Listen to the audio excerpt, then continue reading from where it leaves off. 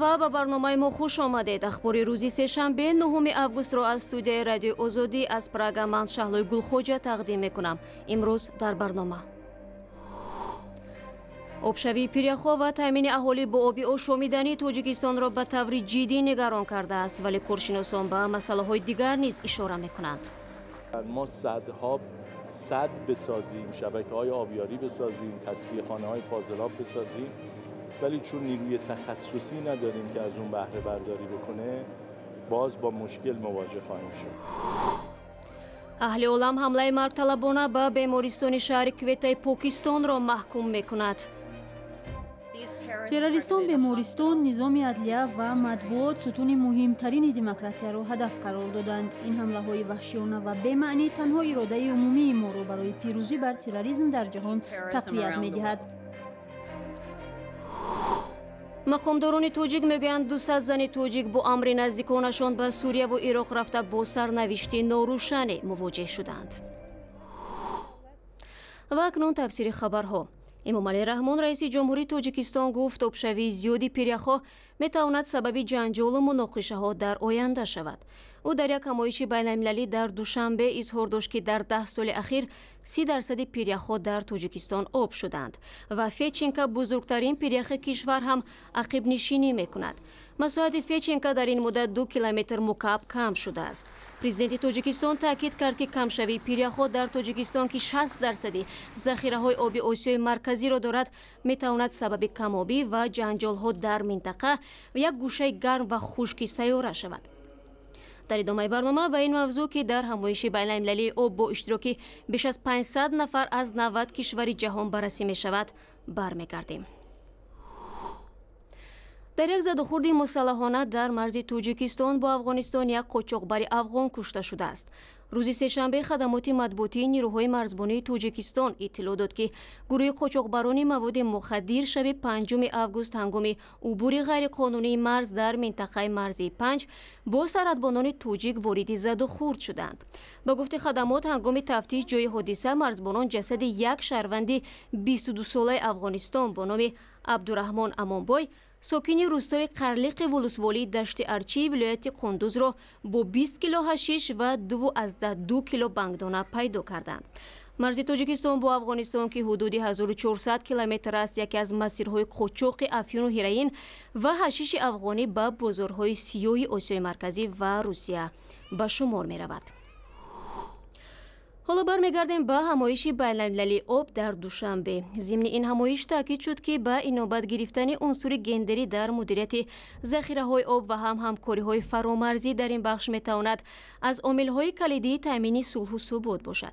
صرف نظر از ده‌ها برنامه و نشست‌های بین‌المللی بخشیده به استفاده عاقلانه ذخیره‌های آبی در بعضی از گوشه‌های تاجیکستان، دسترسی به آب آشامیدنی مشکل است.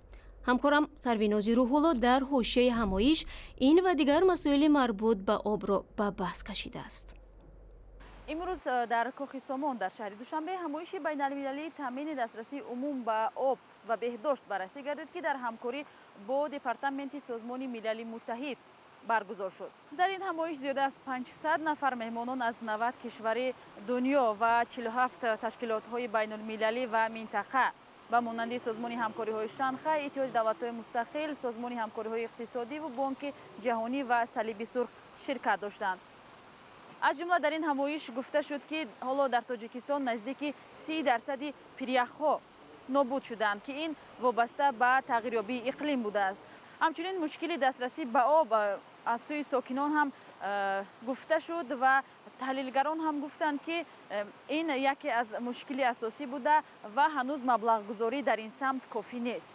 هنوز سال 2005 یک بهاگذاری از جانب سازمان ملل متحد در همکاری با حکومت کشور گذرانیده شده بود و آن وقت معین گردیده بود که برای تامین اهالی جمهوری تاجیکستان با آب نوشاکی فقط برای تطبیق هدف‌های رشد 1000 ساله که 2 برابر کم کردن شماره اهالی را که دسترسی به آب نوشاکی ندارد در بر می‌گرفت، زیاده از 1 میلیارد دلار ایالات متحده آمریکا لازم بود. ببینید که ما همگی 250 یا 300 میلیون دلار در این قسمت صرف نمودیم و این نمیتواند که با این مبلغ‌ها این مسئله حل و فصل گردد. بنابر همین مسئله تامین آب نوشاکی، تامین اهالی با آب نوشاکی برای حکومت کشور مبرم میماند و این نه تنها مسئله جمهوری تاجیکستان بلکه مسئله عمده عمومی جهانی است و به همین خاطر هم هدف‌های رشد استوار که ماه سپتامبر سال گذشته قبول شده از جانب جامعه جهانی محض یکی از هدف‌های اساسیش این تامین دسترسی عموم به ذخیره‌های آب و بهداشت میباشد که موضوع اساسی سیمپوزیوم بین‌المللی امروز است.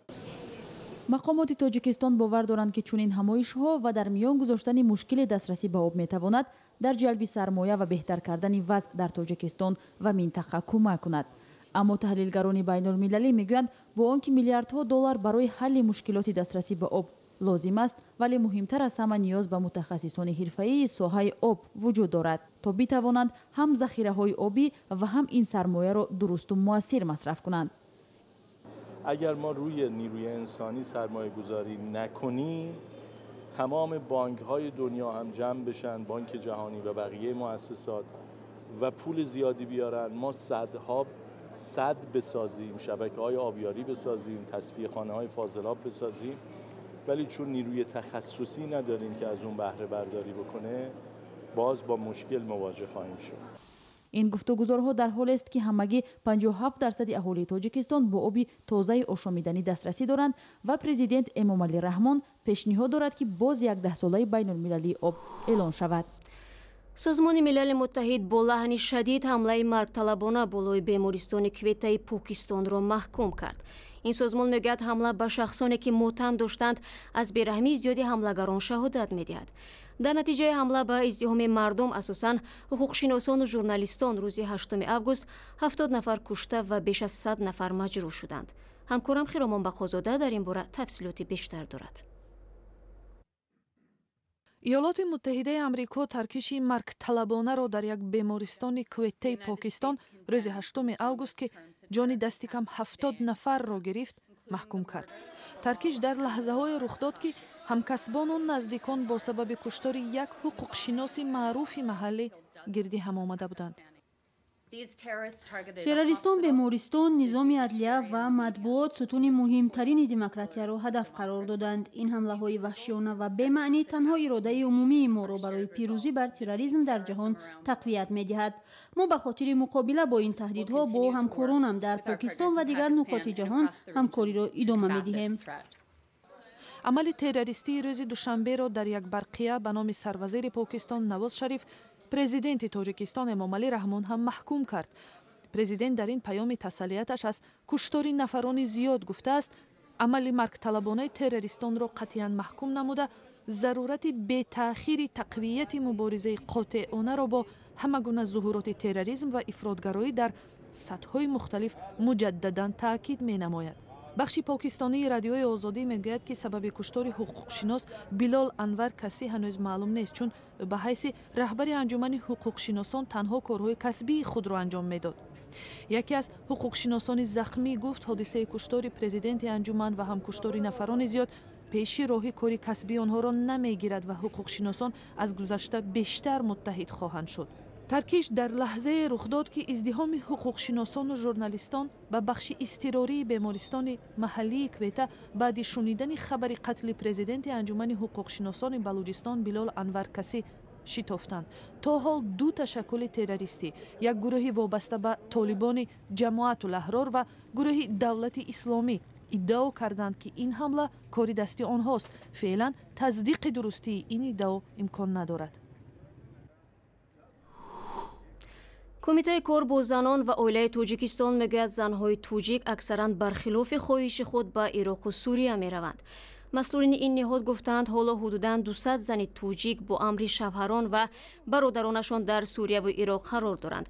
مسئولان کمیته کار با زنان میگویند یک شماره کم با فریب دیگران و زیر تبلیغات آنها به سوریه و عراق رفتند، اما دیگر زنها با خواهش برادران و شوهران خود مقابلت کرده نتوانسته به این کشورها سفر کردند.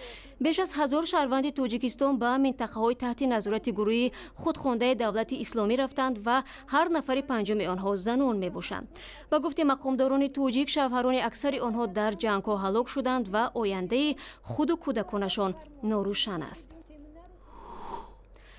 مقامات منطقه کلوب شکایت دارند که صدها کتابخانه منطقه روزمره خالی هستند با وجود آنکه برای نگه داشت این کتابخانه ها پول زیادی خرج می شود. بی‌پروایی به مخزن‌های علم و دانش فقط در کلوب دیده نمی شود بلکه در تمام گوشه های دیگر تاجیکستان همین حال را می بینید. گزارش همکارم محمود جانی رحمتزاده را تماشا میکنیم. تالارهای این کتابخانه بزرگ شهر کلاب اکثر وقت ساکت و آرام است با وجود آنکه هزاران کتاب بدیعی و علمی دارد. کتابخانه به نام استادینی پاکیزه و منظم است و کتابداران در صورت مراجعت کتاب لازمی را برایتان زود پیدا می کنند. اما اکثر وقت این کارمندان از نبودن مشتری دلگیر می شوند و کارهای مأموری کتابخانه را انجام می دهند. سید محمد حمیدوف مدیر کتابخانه می گوید از اهالی منطقه فقط 4000 نفر عضو کتابخانه هستند و اساساً دانشجویان که استادان آنها را به کتابخانه مجبور می کنند. در تمام منطقه کلاب ولایتی ختلان 216 کتابخانه است و در خزینه‌شان تقریباً 1,040,000 کتاب دارند. اگر در میان اهالی 1.5 میلیون نفری منطقه کتاب‌های کتابخانه‌هایش را تقسیم کنیم به هر یک کتابی میرسد، ولی از این میان در سال گذشته فقط 10% اهالی به کتابخانه ها رفتند که مایه نگرانی جدی است. شماره خواننده ها شما باشید امروز 72,719 نفر رو در نیم ساله تشکیل میده. شماره آمد رفت خوانندگان 158,893 مراتب. مقامات میگویند نبود کتاب‌های نو به زبان مادری، اینترنت، کتاب‌های الکترونی و هم سست شدن فرهنگ کتابخوانی سبب اصلی خالی بودن تالارهای کتابخانه‌ها است. از بس که حفظ و نگهداشت کتابخانه‌ها از بودجه دولت پول زیاد می‌خواهد، حکومت کلاب سیاست صرفه‌جویی را پیش گرفته است و می‌خواهد با نسخه برداری کتاب‌ها کتابخانه الکترونی تأسیس داده از همین حساب صرفه‌جویی کند. در یک ماه حساب کنم و قریب 100,000 امروز مبلغ در ترکی نگاه کنیم. اگر یک کتابخانه الکترونیک کنیم 15-20,000 بس. تالارهای خالی خاصی کتابخانه به نام استادینی در کلاب نیست. به هر گوشه تاجیکستان که روید عین وضع را می‌بینید. رفای پر از کتاب کهنه و نو ولی مشتریان انگشت شمار. وضعی حزن‌انگیز که آن را نشان بی‌پروایی به علم و دانش یک وسیله اساسی پیشرفت هر کشور در جهان می‌دانند. و حالا می رویم به شهر ریو د ژانیروی برزیلیا به تماشای بازی‌های المپی. قرار است امروز انور یونوسوف موزن توجیک با رقیب برزیلیایی‌اش روبسون کانیسکا رقابت کند. مسابقه ساعت 8:30 به وقت دوشنبه شروع می شود. از این پیشتر انور یونوسوف توانست با وجود ضرب خوردن دستش موزن چینی جونشند را با حسابی 3-0 شکست بدهد. اخبار دیگر بازی‌های المپی در گزارش همکارم کایو مارسیاتو. رافائل سیلوا گشتگیری برزیلیایی برای کشورش اولین مدال طلایی المپی آورد و مردم میزبان بازی‌ها را خرسند کرد. رافائل سیلوا که از یک محله فقیرنشینی برزیلیا تا منبر بازی‌های المپی رسید، رقیبانش سومیت دارج سورن از مغولستان و کورینا کاپریارو از رومانیا را شکست داد. سرگذشت رافائل سیلوا مثل افسانه است چون در سالهای نورسیش با همسالانش دست به گریبان بود. او بعداً به دوزیدو مشغول شد و اینستیتوت ریکاو رفت که فلاویو کانتو یک برنده مدال المپی از برزیلیا تأسیس داده است. در بازی‌های روز 9 آگوست در 9 نوع بازی‌ها ورزشکاران را 15 مدال انتظار است. این زمان در جدول بازی‌های المپی در ریو د ژانیرو آمریکا با 19 مدال از جمله 5 مدال طلا در مقام اول قرار دارد.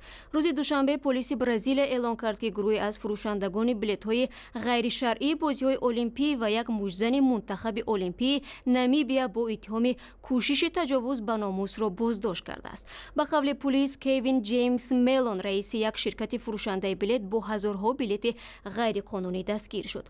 روز دوشنبه مجزن منتخب نمیبیا جوناس جونیاس 22 ساله با اتهام کوشش تجاوز به ناموس خادم مهمانسرا بازداشت شده بود. هفته گذشته حسن سعد مجزن از کشور آفریقایی مراکش نیز با اتهام کوشش تجاوز به ناموس خادمان مهمانسرا به حبس گرفته شده است.